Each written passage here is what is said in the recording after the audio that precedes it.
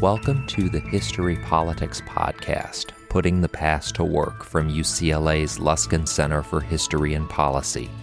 We study change in order to make change, linking knowledge of the past to the quest for a better future.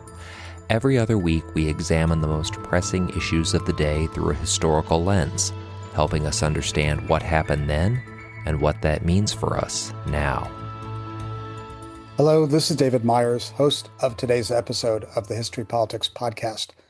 I'm delighted to welcome to the podcast Ellen DuBois, distinguished research professor at UCLA and renowned scholar of U.S. and international women's history.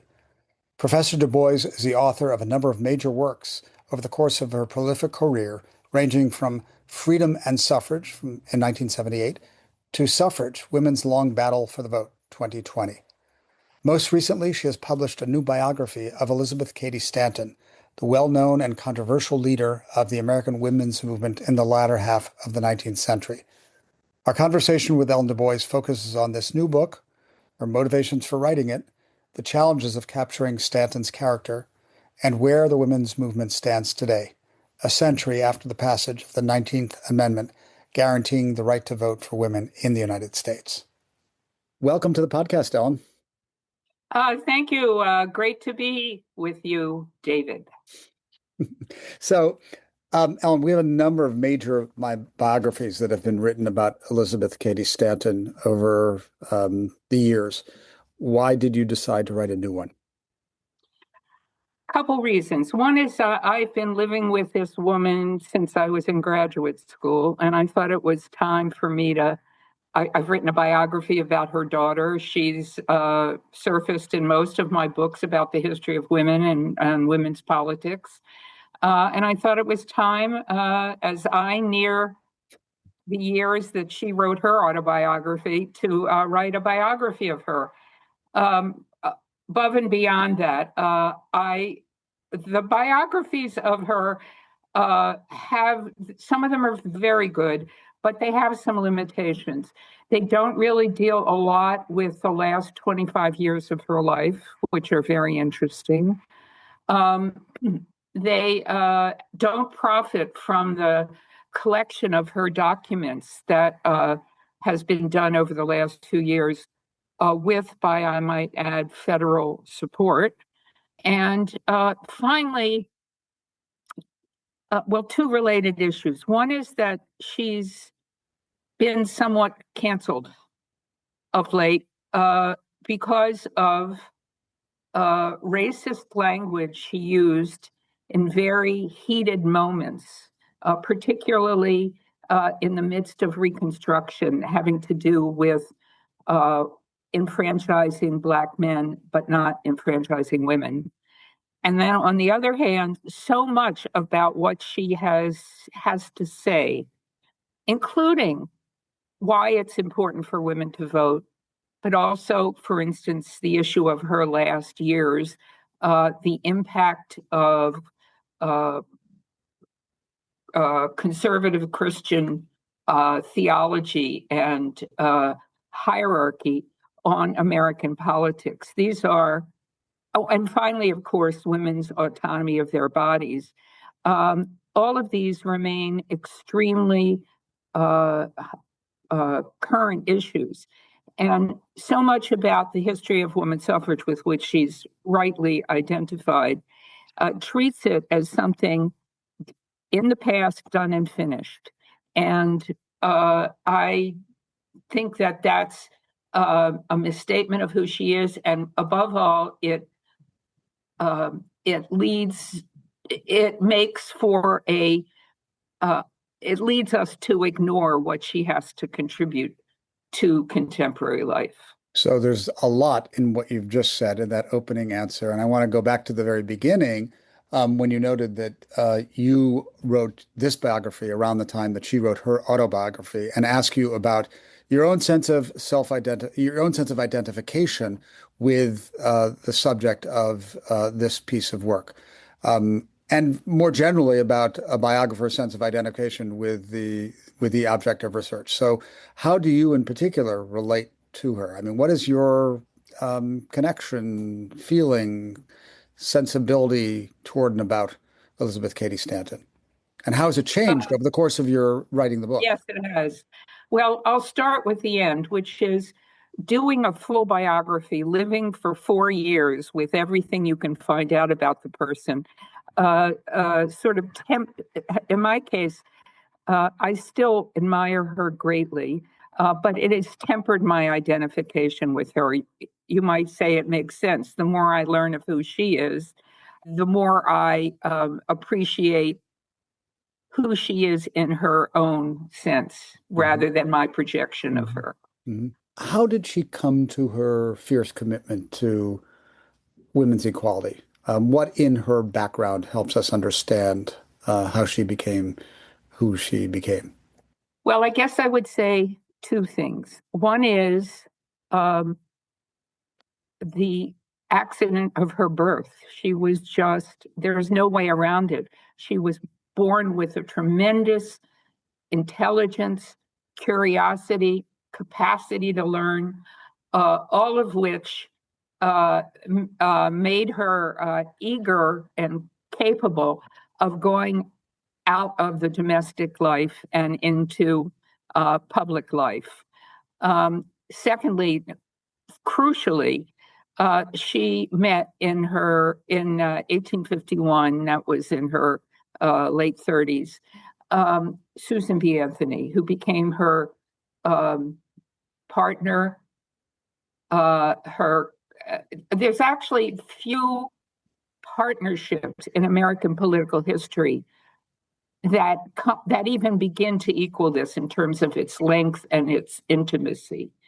And while Elizabeth was busy raising 7 children, she had 7 children, and Susan remained single all her life and was dedicated to, she was an organizer. And so Elizabeth says that if it hadn't been for Susan, she describes herself with humorous humility as being satisfied to sit in her armchair and read novels all the time. But Susan transformed Elizabeth's sense of her own individual capacity and, dare I say, superiority to an identification with women as a whole. And it's that made her a feminist, not her own sense of her capacity, but her identification with women of all sorts.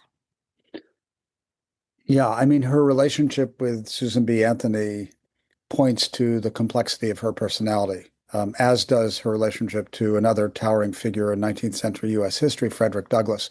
These two relationships are anchors of the book and tell us a lot about Elizabeth Cady Stanton. I wonder if you can sort of unpack some of the complexity of the partnership that you described with Susan B. Anthony. They weren't always on the same page, as you described. And then we'll get to Frederick Douglass. But if you could, help us understand the complexity of this character who seems both intriguing and flawed, and in some cases even tragic, especially in her interpersonal challenges, shall we say, most significantly exemplified in her relationship with Susan B. Anthony and Frederick Douglass. But maybe you can start with talking about the complexity of the relationship with Susan B. Anthony.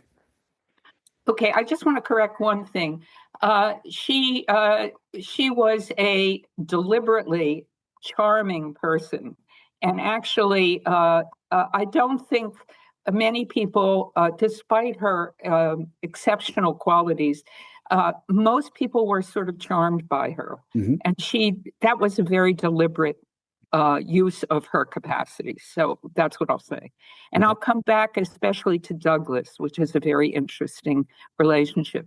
As for Susan, in the, let's say, first part of their relationship, between the year when they met and the end of the Civil War and the end of Reconstruction, which is the period that most biographies concentrate on, they were, with a little bit of an exception, of one mind.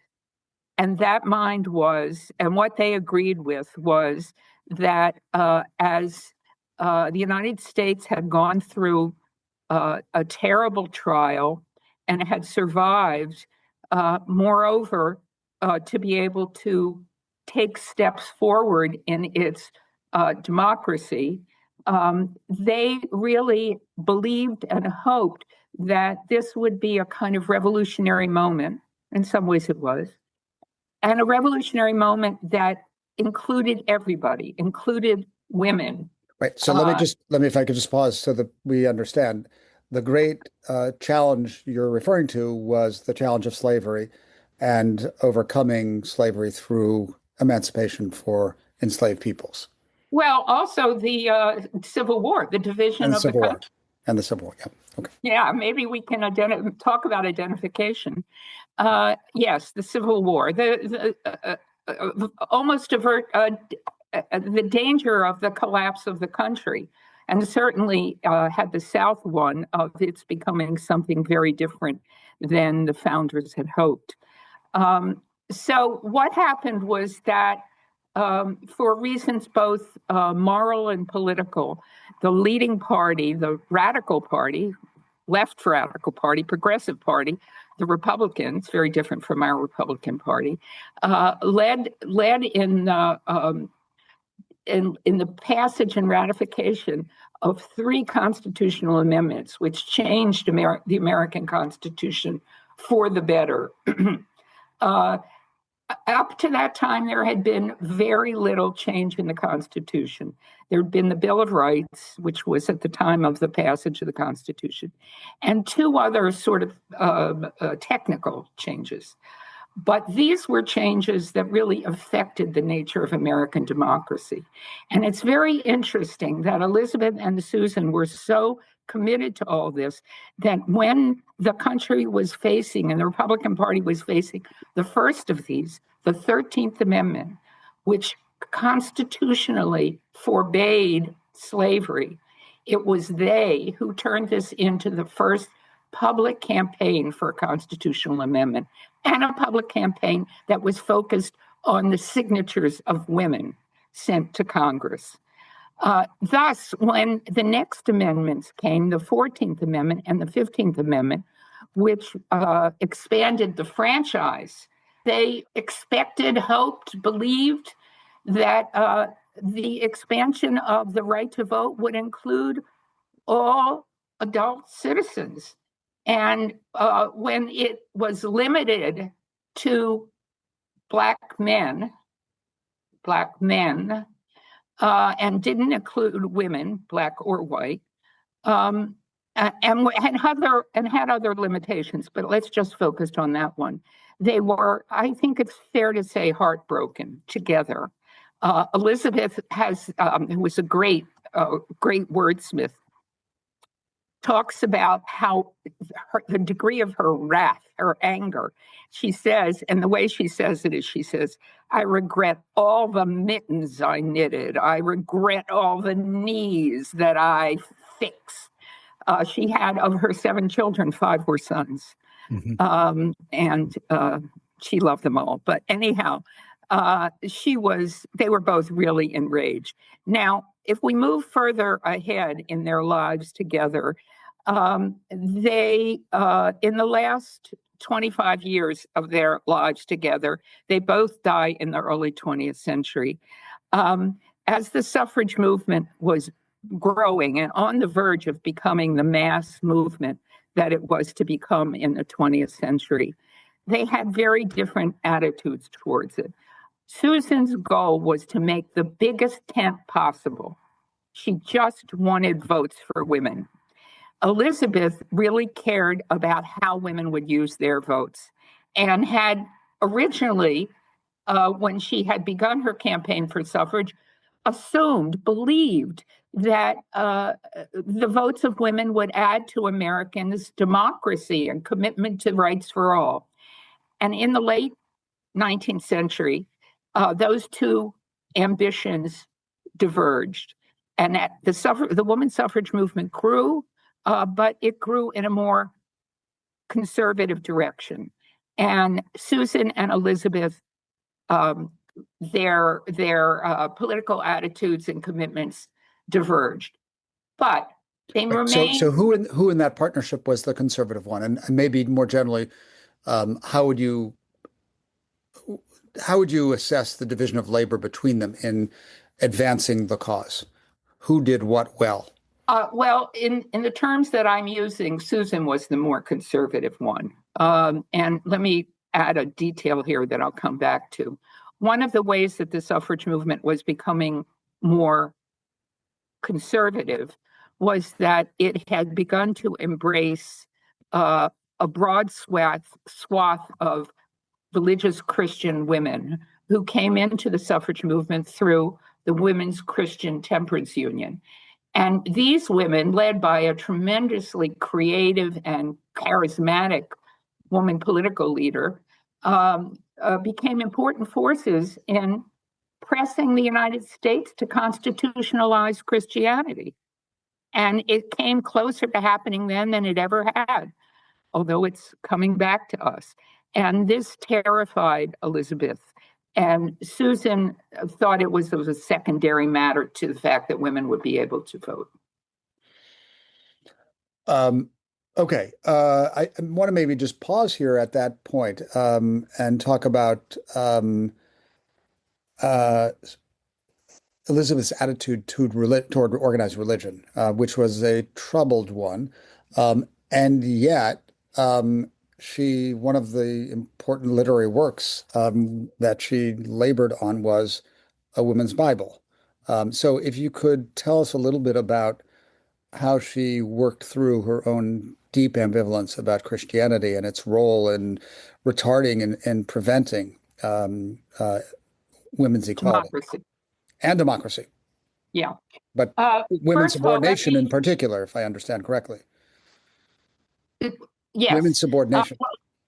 Let me underline something that you did. You started by talking about her attitude towards religion, and then you switched to talking about her attitude toward Christianity.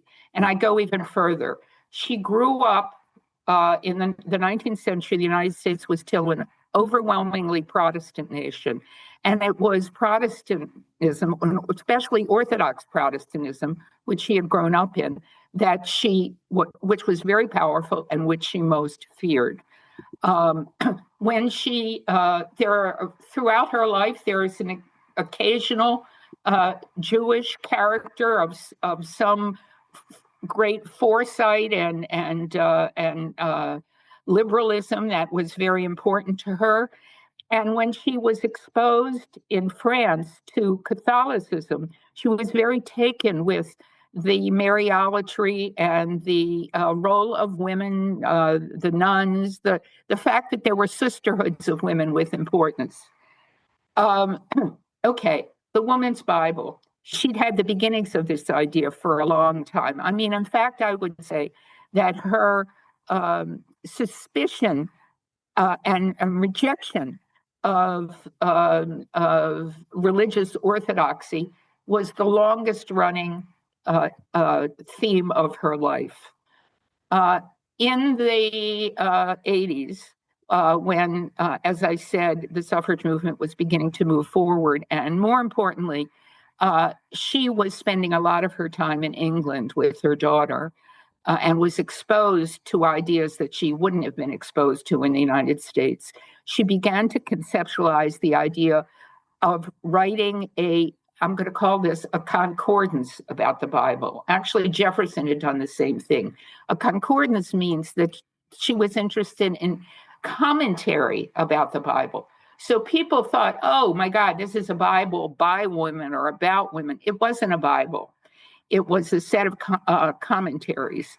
But it was controversial enough that it got her excommunicated, I think it's a good word to use, from the movement that she had formed.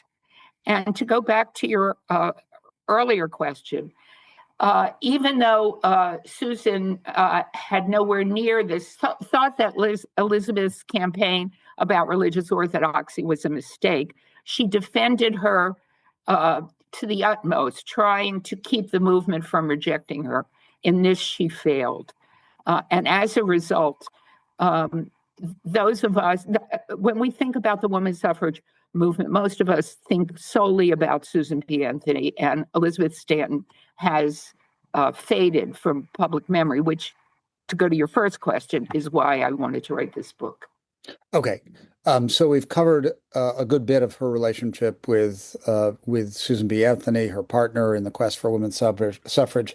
The other major relationship that captures the reader's attention is that with Frederick Douglass, who was a presence at meetings, conventions on behalf of women's suffrage from an early stage, and had his own quite complicated relationship with Elizabeth Stanton. So could you unpack that for us? Well, before I do that, I just want to say when I was promoting the book, I went to Rochester and I went to the cemetery there. And both Susan B. Anthony and Frederick Douglass are buried there. In the same and cemetery. There's a bit of a trek that people make, sort of. It's very moving. Okay. You could say that Frederick Douglass was involved in a supporter of, a believer in women's equal political rights from the beginning of the movement. He was there at the original convention in Seneca Falls in 1848 and is usually credited with his support of Elizabeth's call for women's votes, with turning the convention in favor of women's suffrage. And then all the way up to his death in 1893, he was still active, I would say, most consistently of all the male abolitionists of the period. Now, to go to her relationship with him, on the one hand, she credited him always and repeatedly with the support that had launched the suffrage movement. And he, for his turn, credited her. He said he met her when he was just out of slavery. And the way he described the way they met is that she took him, this is not quite the right word, but she took him seriously and importantly enough that she began to teach him about women's equality. And he credits her with the way that she politically and intellectually respected him. I would add to that, and this goes to the final thing I want to say. I think she recognized, she saw herself as a superior person. That's the only way to put it. By virtue of her race? No, by virtue of her intelligence, her capacity. Now, I'll come back to the race part, but she recognized in Douglass a person who had the same distinction, the same extraordinary character. And this shows up in a episode that I was happy to give attention to. In the 1880s, Douglass, his first wife, a Black woman, having died, he marries again, and he marries a white woman. And Black and white commentators both were repulsed by this. This is sort of the high point of a belief in the impact of miscegenation on the terrible impact on the race, the human race, and on the progeny. And she wrote a letter defending his right to marry who he individually thought was best for him. She was unable to, despite her distinction and her prominence, she was unable to get the letter published. And so she sent it to him, and he said, he thanked her for it, and he said, "I knew this is what you thought. I knew this is what you would say." Just to pick this other point up, in the cover letter that she wrote, she says something like, "The idea of men so below you in intelligence and capacity have the gall to tell you what you can do with your life and who you can marry is appalling." And she says, "I have had that experience all my life." And so despite the fact that she was born from a wealthy and distinguished family, despite that, and he was born into slavery, there was a great identification between the two of them. And I But thought they that was differed. They important. differed over the 15th Amendment, if I'm not mistaken. Or they differed over the strategy of whether one must proceed first full throttle with suffrage for Black men, and then take up the battle for women's suffrage, or whether they should be lumped together as Elizabeth Cady Stanton insisted. That was a difference between them, no? Yes, it was not. It was. He insisted on that, given what was happening to former slaves in the late 1860s, the rise of the Ku Klux Klan, riots, race riots, etc. And he says at one point, when women are hung from lampposts, they will have the same claim on the vote as Black people. And then somebody says, I don't know if it's Elizabeth or Susan, someone says, is it not the case that there are women who, that these are women as well as men? And then he returns and says, yeah, but because they're Black, not because they're women. But I want to say that Susan and Elizabeth wanted to have, it's not just they wanted to have women, white and Black women lumped with Black men, but that they wanted to have a fundamental change in the enfranchisement. They wanted the enfranchisement to be linked to citizenship, not to race and not to gender. And they wanted it to be under the control of the federal government, unlike, my God, we're certainly experiencing this now under the control of the states. And they lost both of those wishes.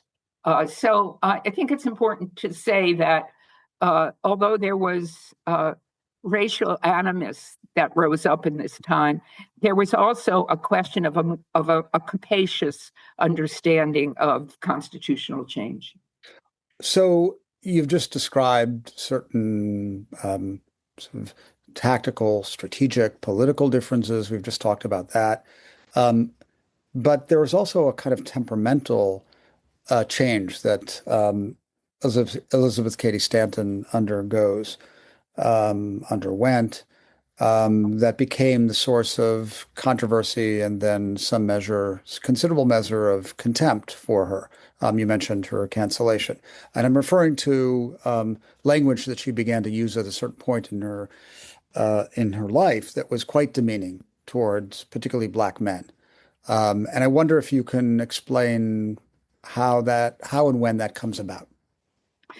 Well, I'm glad you brought me back to this point. Yeah, you were talking about the underside, as it were, of this moment that I've been describing, and in this period, in a combination of her rage and her calculation of political forces at work, for several years, not a long time, she began to use language like she talked about Sambo, which was already a slur for Black men.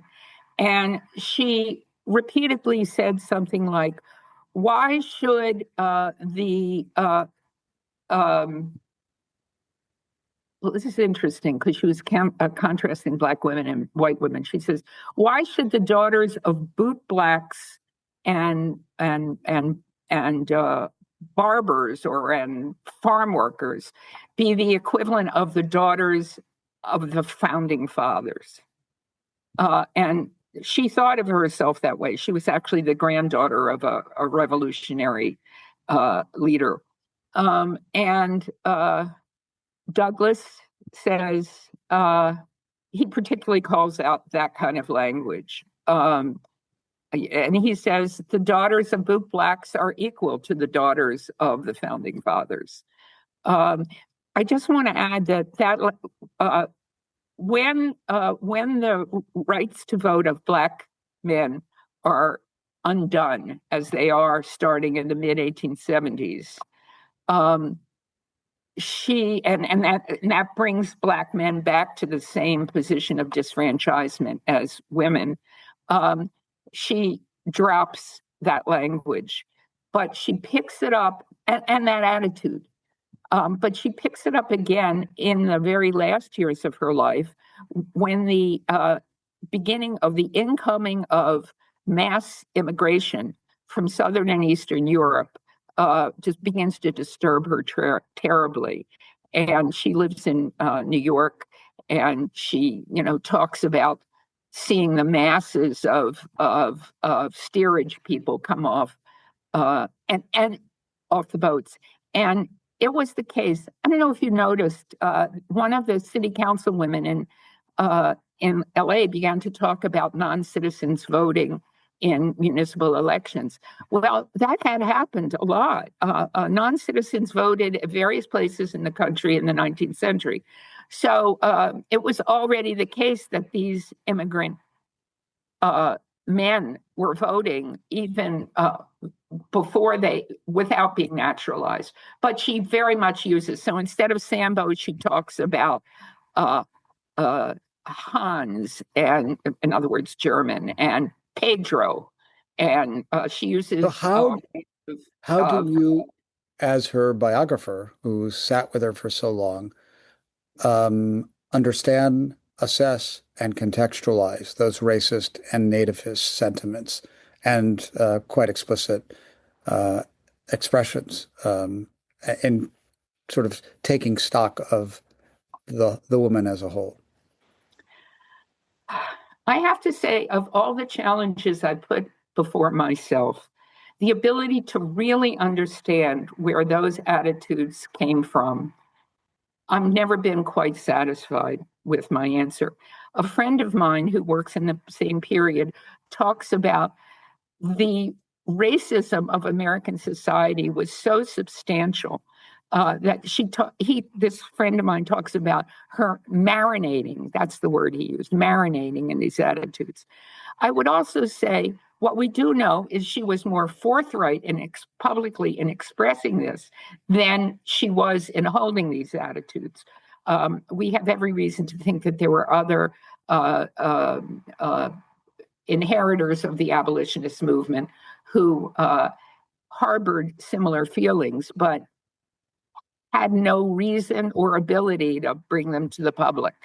I don't know if you think, I think some people think that I have excused her for that. Oh, I guess I would add one other thing, which is she was from distinguished background, both from her mother's side. She was a Livingston, which was one of the first families of New York. And her father was a very distinguished lawyer, judge, member of Congress. And so she had come from a situation she was from one of the first families in her hometown of Johnstown, New York. So this sense of superiority probably had a lot to do with her family.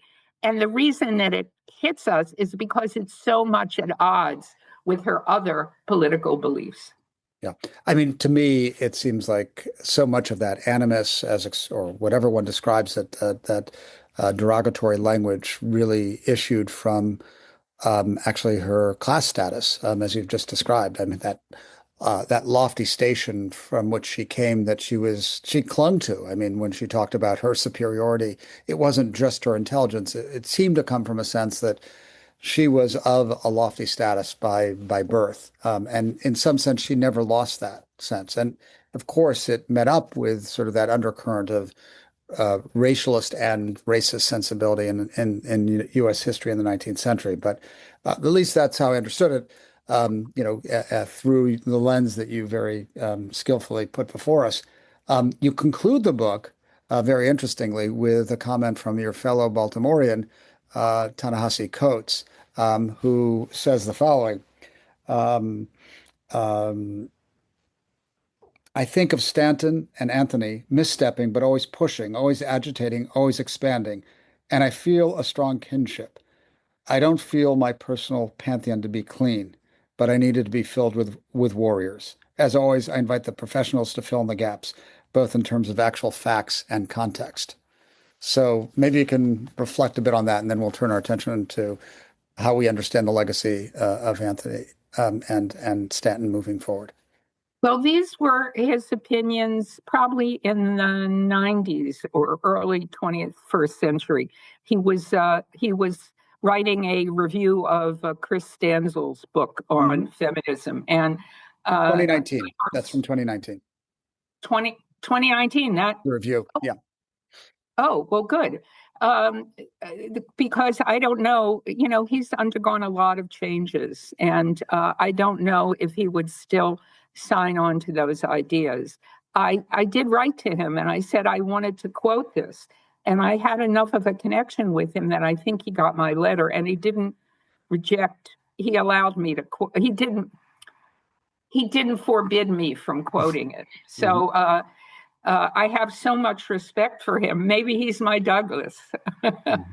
uh, um, I read both of his autobiographies. Very interesting.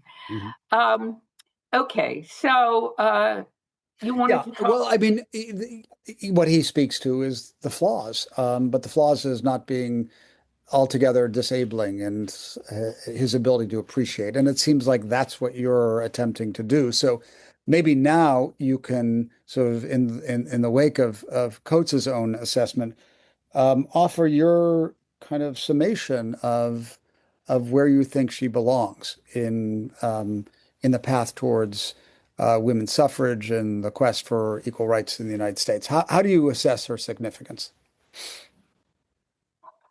Well, as a founder, her significance was crucial. She was the one to introduce the issue of rights, political rights for women, and to, along with others, create an active political movement on behalf of women's rights that had at its center, and increasingly at its center, the right to vote.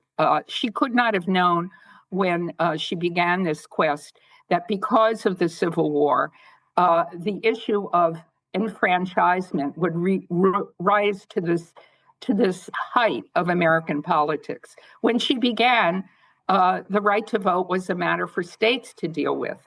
And in the Reconstruction years, it became a federal matter. Of course, the 15th Amendment and then the 19th Amendment are the only parts of the Constitution that address the expansion of voting. Actually, the Constitution has very little to say about voting. The other thing I would say about her is I would like to have helped her be recovered because her contribution is so broad and so diverse. And her idea about the relationship of women's political rights is connected, on the one hand, to full human rights of women, especially she emphasized their rights to bodily autonomy. And on the other hand, to the flourishing and expansion of American democracy. Both of those issues are hardly in the past.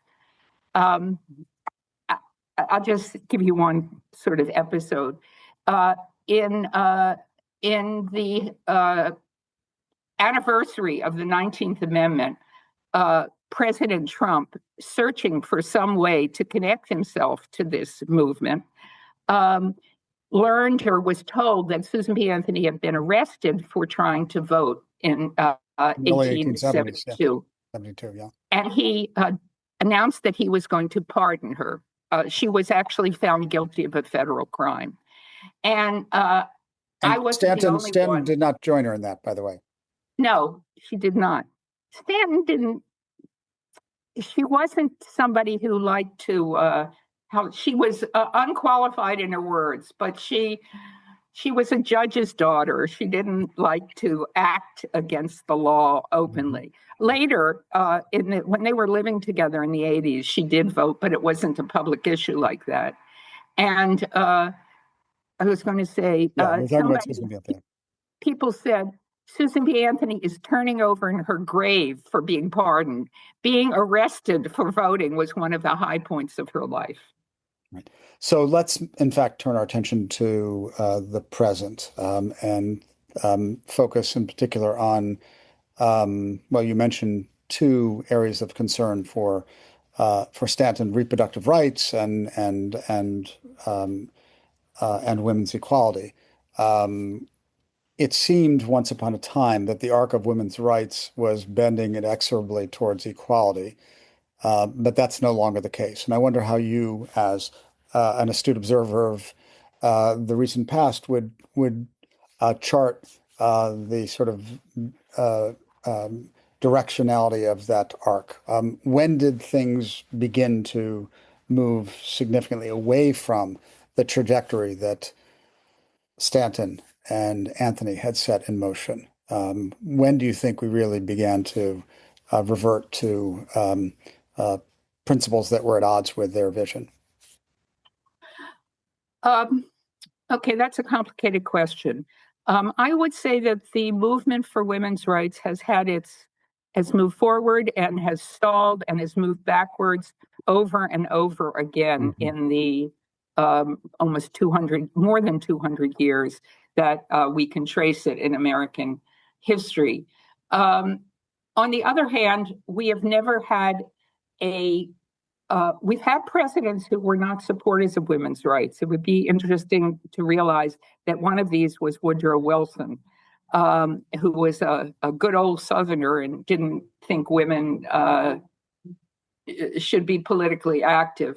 But we've never before had a president and a movement behind him uh, so committed to um, uh, to to restraining women.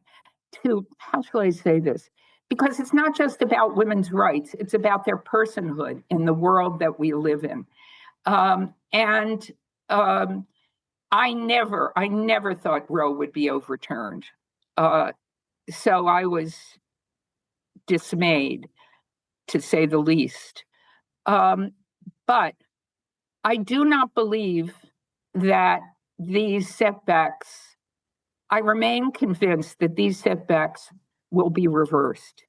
I think of feminism as a movement that not only never ends, but I think of it, I often use the metaphor of a horizon, that women's equality or women's full humanity is the horizon to which we approach.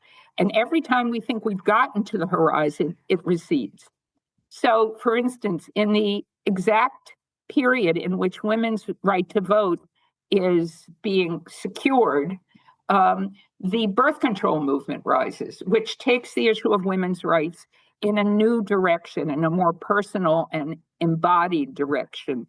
And is possible because women have now made gains politically. Also, women are, in terms of economics and education, there's no turning back. And there's really, look, I could be as surprised as I was about Roe, but I'm going to dig a hole and go into it if somehow they figure out a way to undo women's right to vote. Well, But it's not going to happen. It's not going to happen because women's votes benefit both parties. Mhm. Yeah, I mean, just thinking of the sort of the lay of the land over the last spell, it's important to recall that these developments, including the reversal of Roe, are not solely the function of the election of Donald Trump. There's a very powerful, um, particularly religious Christian movement that has been active in various guises for decades, for a half a century. I come from Scranton, Pennsylvania, which is one of the capitals of a Catholic-inspired pro-life movement that has been enormously powerful and effective. There's obviously a very large Christian evangelical political movement that has been a major driver of opposition to Roe. And also now, very tellingly, of a movement to institutionalize something called household voting, where, based on a certain reading of biblical patriarchal principles, only the head of household should be allowed to vote. And women should accept their subordination to the head of the household. This is something that has been developing in certain Christian circles of late, which would seem to violate everything that Elizabeth Cady Stanton stood. Yeah, I want to say a couple things about that. First of all, I'm really glad you brought that in. To me, her attitudes towards the intersection between conservative, reactionary Christianity and American politics is, in the end, as important to us as anything she did. When she put these issues forward at the end of the 19th century, they sort of landed with a dud. The younger generation, the generation of her daughters, was no longer so interested in religion, and it seemed like it had passed. But now we realize that she was not too late, she was too early, because these still surface. Just want to add one other thing. They can do all they want to try to institute household voting, but, what is it? I'm going to make up a number. A third, a half of American families are led by women. So they're going to have to be a little more explicit than I think this movement is prepared to be as explicit as possible. Just say no women. Yeah, I think this movement is as explicit as you could imagine, and making clear by head of household, they mean unmistakably men. But it's a movement that's gaining traction. But your view is that ultimately women's votes matter to all involved in the political process, and that will be determinative. Yes? Yes. And, it's interesting to watch Trump's decisions and actions with respect to women in his administration. On the one hand, there have been a fair number of them, as long as they have blonde hair and enough plastic surgery to meet his standards. On the other hand, as he's been getting rid of disloyal people, women show up as disloyal a lot faster than men do. And so far, I think it's true, maybe I've missed somebody, all of the cabinet officers dismissed have been women. Okay, just a final thought to sort of wrap us up this podcast and bring us full circle. What do you think Elizabeth Cady Stanton teaches us today? Well, I would say that she remains an inspiration to me for the fact that the spirit and life of the movement for women's equality, I'll call it feminism, continues to be alive and will continue to be alive. I think having been unleashed on humanity, there's no putting it back in the lipstick case. Ellen DuBois, author of the new biography, Elizabeth Cady Stanton, A Revolutionary Life. Thank you so much for being with us on the podcast. David, you're a wonderful interviewer. Thank you. Thank you.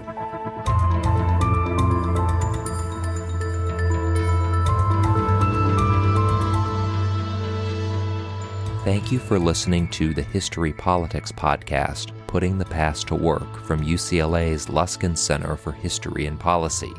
You can learn more about our work or share your thoughts with us at our website, luskincenter.history.ucla.edu. Our show is produced by David Myers and Rosalind Campbell, with original music by Daniel Reichman. Special thanks to the UCLA History Department for its support, and thanks to you for listening.